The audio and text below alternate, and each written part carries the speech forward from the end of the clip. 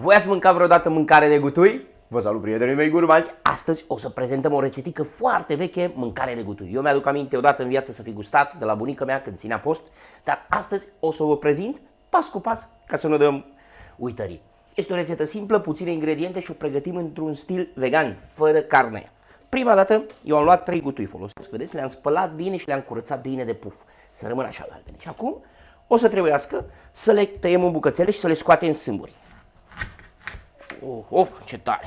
Prima oară o tai așa în 4, vedeți? Și îi tăiem partea asta din mijloc, cotorul așa. Încet, încet, gutuița noastră are, dacă e stricată, îi tăiem partea stricată. Și acum le tăiem așa, în clini, așa lunguieți. Vedeți? Nici prea groși, nici prea subțiri. Cam așa. Haideți să vedeți cum le-am tăiat eu. Le-am tăiat așa în clin. Când am văzut că una e mai mare, uite, de exemplu aceasta, vedeți, e mai mare, eu o mai tai odată pe jumătate. Voi lăsați-le după gustul vostru.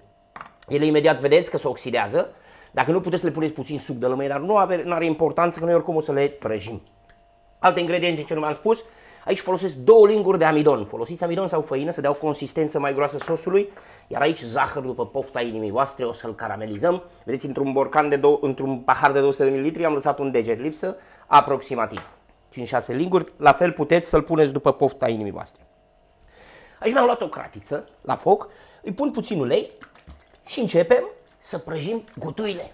Când uleiul s-a încins, îi adăugăm gutuile și le prăjim bine pe ambele părți. Acum le lăsăm să prăjească pe o parte și imediat le întoarcem. Le întoarcem să se prăjească pe ambele părți. Deci vreau să vă spun, eu astăzi nu folosesc carne, nu folosesc nimic, dar dacă doriți, le puteți face cu carne de pui, iese la fel de bune, excelente este, da? Prăjiți și carnea la fel și restul operațiunilor aproximativ la fel. Acolo la carne puteți să-i pune și un pic de bulion. Zici că sunt cartofi prăjiți totodată sau și înmuiat puțin și le adăugăm și pe celelalte. Așa. Uitați ce frumos s-au făcut, vezi? Uitați, s-au și înmuiat totodată. Gata. O scoatem pe ultima și aici vedeți mi-a rămas puțin ulei. În uleiul rămas, așa cum a rămas, noi acum topim zahărul, caramelizăm zahărul. Punem așa, dăm focul mai mic și formăm aici un caramel. Lăsăm gutuile aici la o parte. Așa. Să vedeți ce rețetică bună, este o rețetă simplă, bună, ieftină, cu puține ingrediente, că suntem în perioada gutuilor acum. Și haideți să ne bucurăm de ea. Între timp ce zahărul se caramelizează, eu aici peste amidon îi adaug apă și îl dizolvăm puțin. Facem aici o cremiță. Încet așa, ca să nu facem cocoloașe. Dacă nu vreți să folosiți amidon, că n-aveți sau pentru orice alt motiv, puteți folosi făină. Dar amidonul îi dă o consistență mai fină sosului nostru. S-a topit, s-a caramelizat tot. Acum îl amestec puțin. Așa.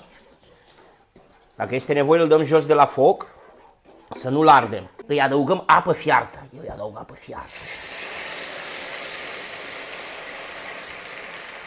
Punem înapoi la foc.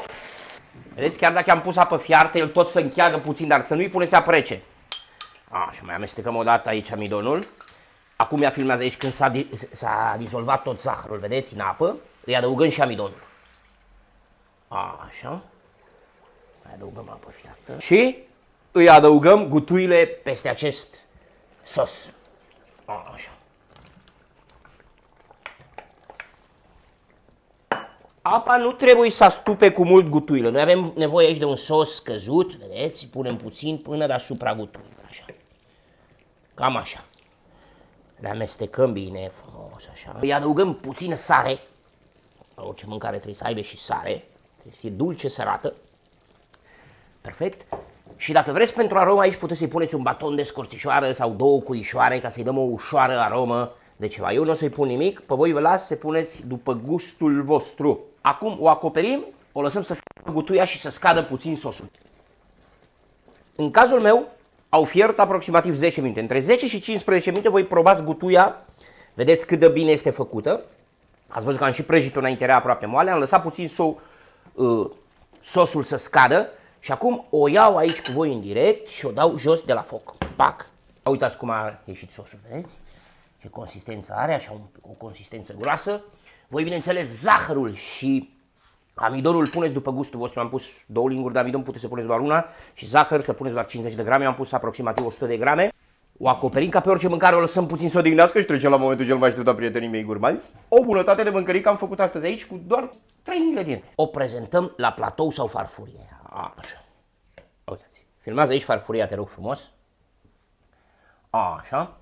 Și prima dată o să tăiem gutuia. Ia uitați, dacă pot să mă prinzi de aproape să vadă prietenii mei gurmanzi cum intră în gutuie. Așa. Și asta este mai mare. O luăm așa un pic. S-a răcorit puțin și trecem să o probăm. Plouă în gură. Și uitați, asta e un pic mai prăjită.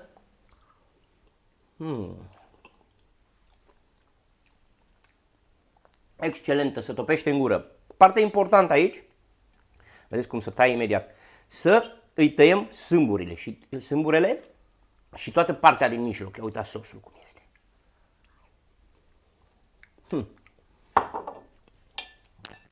10-15 minute la fiert, să închege bine sosul și să se fiarbă gutuia și este perfect. Stați că nu mă pot sătura. Nu mă pot sătura, prietenii mei gurmanzi. Primește o, Doamne, și pasta, că doar nu fi ultima. Excelentă! Probați cu încredere această mâncărică. Aveți nevoie de foarte puține ingrediente, suntem în timpul gutuilor. Și bucurați-vă de ea, prietenii mei gurmanzi, de v-ați aflat, nu uitați. I love you, sunteți iubiți și ne vedem într-un nou video. Bye bye! Eu îmi termin farfurioara mea de mâncare, de gutui, de post.